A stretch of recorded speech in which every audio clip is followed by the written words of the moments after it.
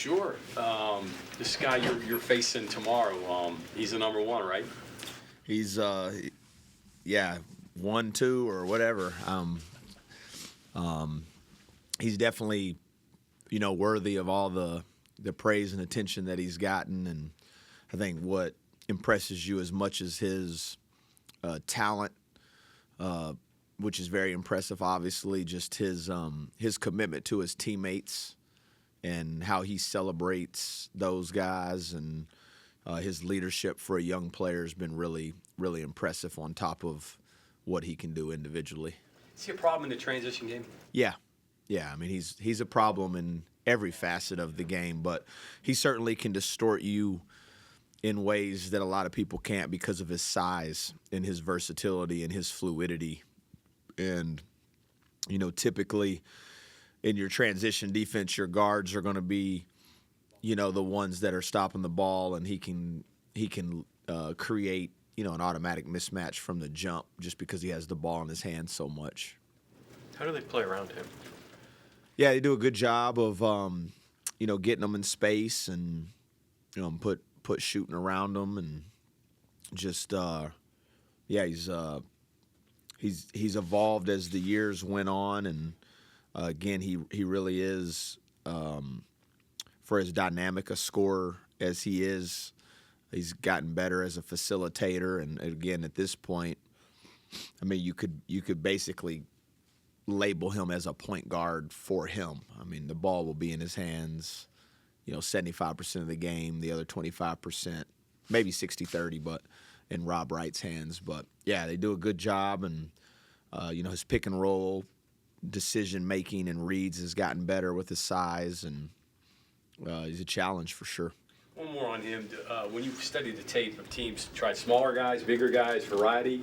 Yeah, everybody. Yeah, I mean, like anything with a player of his magnitude, I don't think one diet is going to be, people have tried to put smaller guys on them, and, okay, maybe we can get up under them, and, that has its challenges. And then, put bigger guys on them. Okay, well, let's put some length and some physicality on them. That has its challenges. And, I mean, at this point in time in the season, he's seen just about every coverage imaginable. So, you got to do a good job of, mixing coverages up on them. And then, like with all those guys, and obviously something he does a really good job of is you don't want to foul them, and try to keep them off the foul line. Don't let them get into a rhythm that way.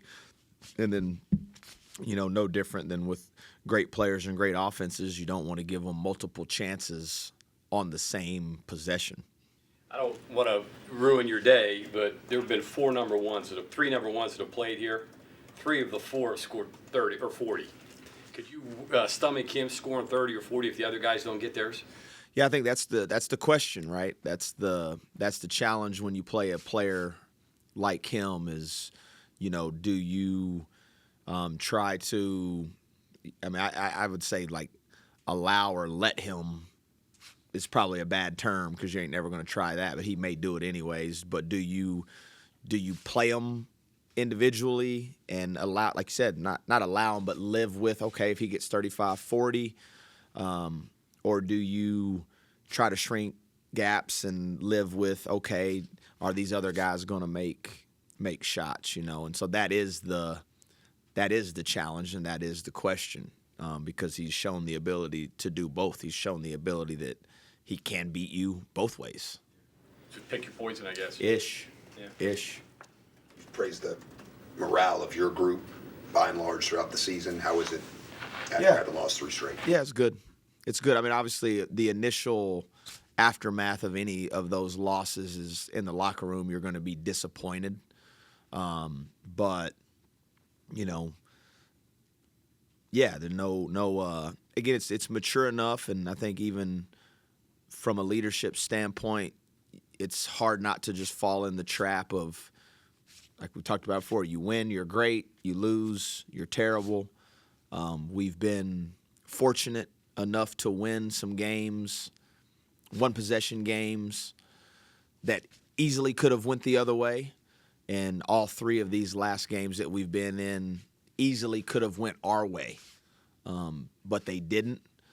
But, again, you're not looking at a looking at an insurmountable mountain to climb. You're literally looking at it, a block out here, a free throw there, a rebound here, a made shot here, a missed shot here. That's the difference in what you're dealing with.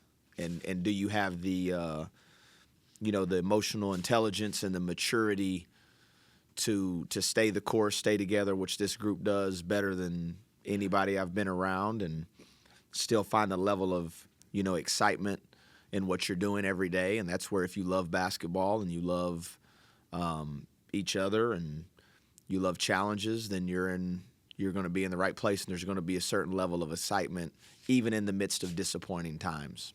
What does it say about this league, the fact that you're probably playing three of the top three players in college basketball, all in a span of a few months?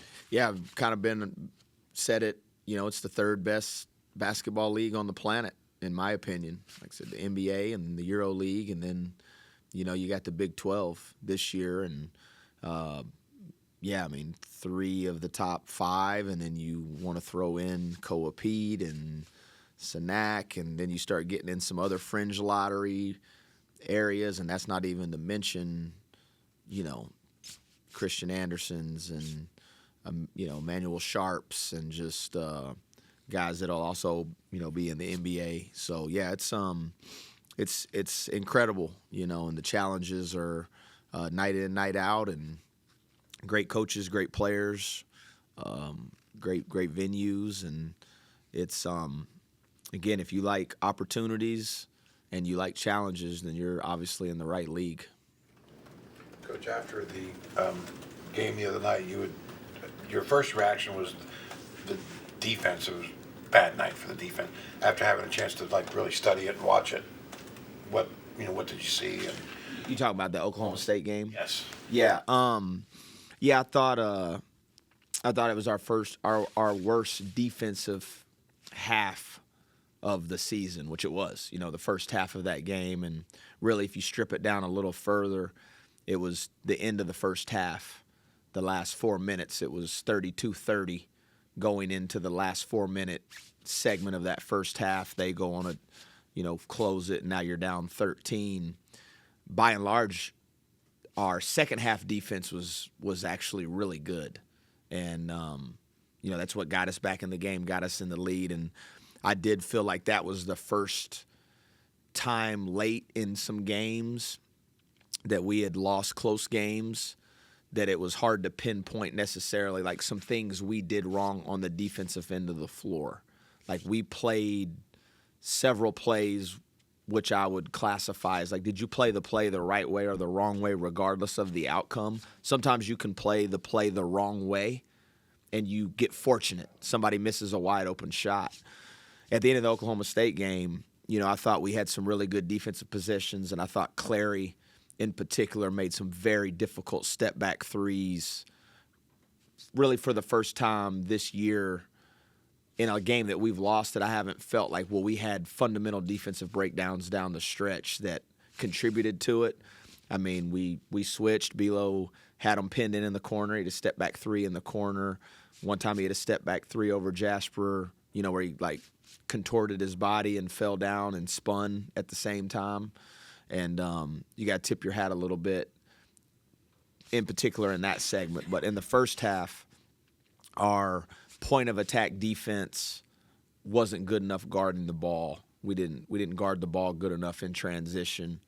Some of that was Jasper's foul trouble, and then some of it was just other guys not executing and just not simply not doing what they've been taught to do. That hasn't been something you've had to worry a lot about.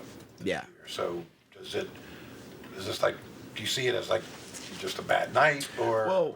The Oklahoma State is a very good offensive team. Like, offense hasn't been their issue on the year, and so I think what also can happen in games like that, it's because it's no secret we can go through stretches where we have hard time scoring. Well, we were scoring it pretty easy to start that game.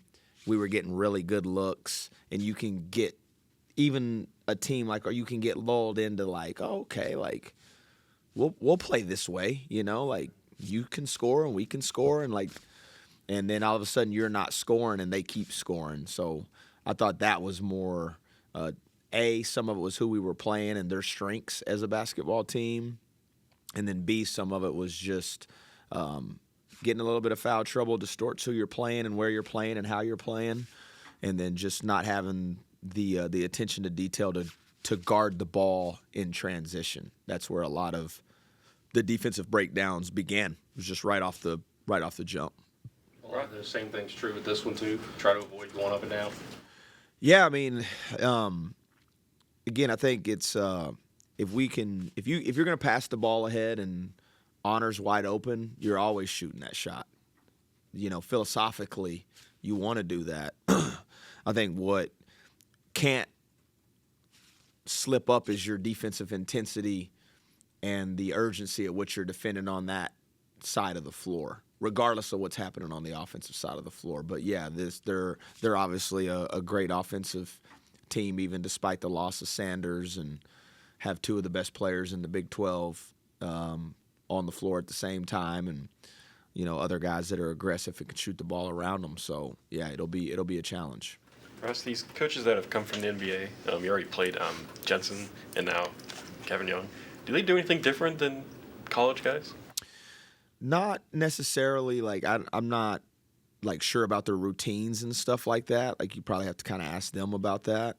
The game itself is not too much different than what you're seeing across the board. I mean, it kind of really is a copycat industry, and trends and trends that work in the NBA kind of will get adapted, and so there's not anything that you see them do outside of maybe a wrinkle out of a timeout that you haven't seen, which a lot of people do, but that was pretty good, but most of it, it's maybe manipulating some of the spacing at times, which again I think a lot of people have adapted that in the college game, and so not necessarily. Just basketball is basketball. To a certain degree. Russ, Go ahead, Mike. it sounds a little bit like your offense affected your defense, like playing really fast and then maybe weren't great on defense. Kind of what you're saying? I wouldn't say the tempo at which it was played at. I was saying maybe for a team that's not used to scoring the ball very easy, which we got to call balls and strikes at this point. We call spades. But I thought early in that game, if you think about that game in particular, shots were going in early. Jasper hit his first three. Trey hit an early three. I think it was more the ease at maybe some of the shots that were going down as opposed to the tempo or the timing of the shots themselves. Which leads me to this, that you're right, scoring is not as easy as it was, but you did some things, at least it looked like it, you took early shots. The other guys were not hesitating, looking to pass first. They shot right away. Yeah. How do you thread the needle here of, here are the good parts of it, and maybe it wasn't our best and isn't our strength. Yeah. Let's try to bring that forward because it worked, Yeah. and maybe it's a new development that continues. That seems like armchair analysis. That's a difficult balance right now. Yeah. Again, and I think so much of it is who you're playing can dictate a lot of that stuff, and how they're playing people. Oklahoma State, to start the game, for instance, they double teamed Harlan, which we've been able to generate good open looks out of double teams. So they double teamed Harlan, he kicks it out, and Jasper is wide open. We're always going to shoot that shot. I think the challenge becomes how quickly can you get that shot against different teams, and you may not always be able to get that level or that quality of a shot that soon. Second possession, Honor comes off a ball screen with Belo. The man that's guarding Trey squeezes all the way to the nail, and Honor's able to kick it out to Trey, and Trey's wide open. And we always want those guys to shoot that.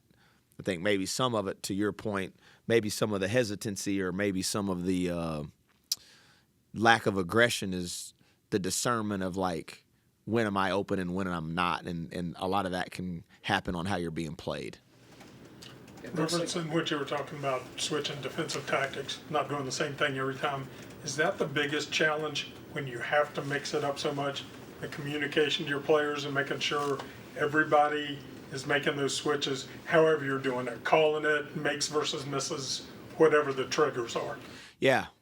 Yeah, you got to really over-communicate at that point in time. And, we call it like, echo relaying. Like we're not super concerned if maybe the other team knows what we're doing or not doing. We just want to make sure that our guys know what they're supposed to be doing. And, yeah, if you're in a situation where one possession, okay, we're double teaming, and the next possession we don't want to double team, and does everybody hear that and everybody process that? It is very important. Is that more difficult to practice this late in the season, maybe when you're not going up and down as much? It's just got to be a mental threat thing that when you go through those? Some of it, because at this point in time, maybe outside of like a special wrinkle you want to run offensively, or most of the things that you're doing in these games you've at least attempted at some point in time in another game and have a baseline understanding. But to your point, the game can break you down, and I've mentioned this before. Weirdly enough, sometimes when you're at home, it's harder to communicate defensively when the crowd really gets into it, and calling out your coverages and making sure that everyone knows what's happening, because the crowd's typically going to be at its loudest if you're scoring and you're making a run and they're trying to help you defensively. That's when the home crowd's going to be the loudest. And can you hear and can you really, really communicate clearly with each other what you're supposed to be doing so you don't have breakdowns? is there a difference between this team now than 3 games ago when they had Richie Saunders? Is there a difference at all? Yeah. You can't, and Coach Young's done a great job, kind of reinventing themselves on the fly. And, they've dealt with some other injuries throughout the course of the year as well. And there's not so much like there's certain actions that, they would run for Richie Sanders and things of that, but just his experience as a whole and his physicality and, what he meant to that program and what he meant to the Big 12, it's going to be hard to replace. Coach, we're basically in March now, so everyone kind of gets into that resume comparison kind of thing. You've kind of been on both ends of this story in that, mid-major schools, it's hard for them to schedule. And a lot of times the big teams don't want to play the mid-majors. And so they'll run off 25, 26 wins, and everyone will say, well, you didn't play anyone. Mm-hmm. And then there's teams in the power conferences, they're, 500, a little bit, and everyone will say, well, they played such a much greater schedule, but their record isn't as good. So you've been on both sides of it now. What are your thoughts on who should get the edge in that type of conversation? Yeah, that's a great question.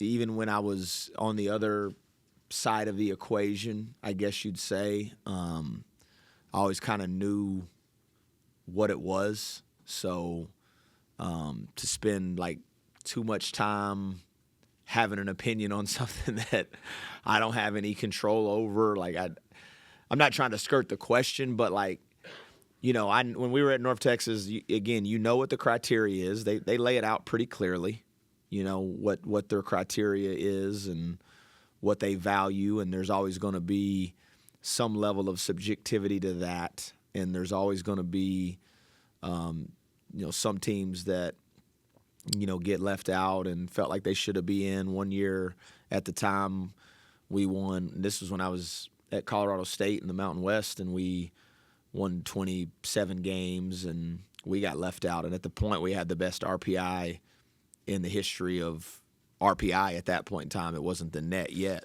And so I've been on that side of it and been on the sides where you get at-large bids. And, I think I don't really have a strong opinion on whether a team that's 26-0, or, Miami of Ohio is a great example. They're having an incredible season. Like, should there be some level of reward for what they've done and how impressive it is?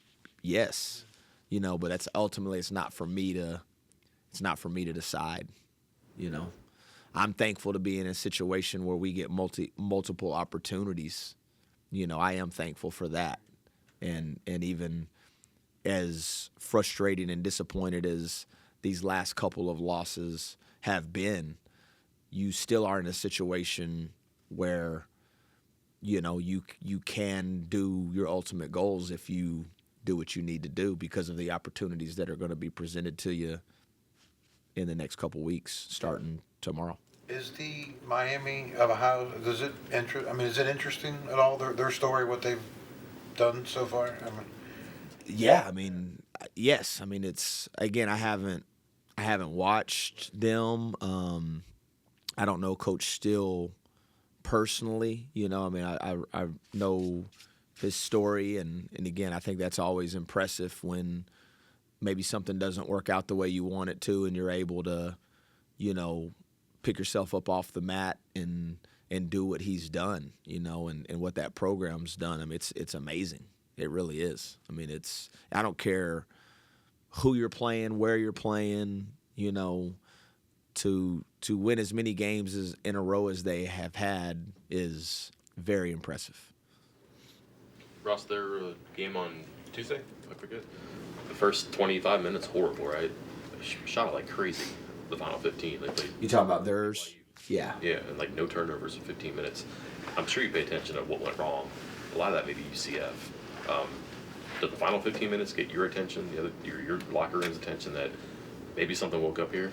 Yeah, and again, to Coach Young's credit and that group's credit, that wasn't the first time they've had a big deficit this year that they've faced and responded.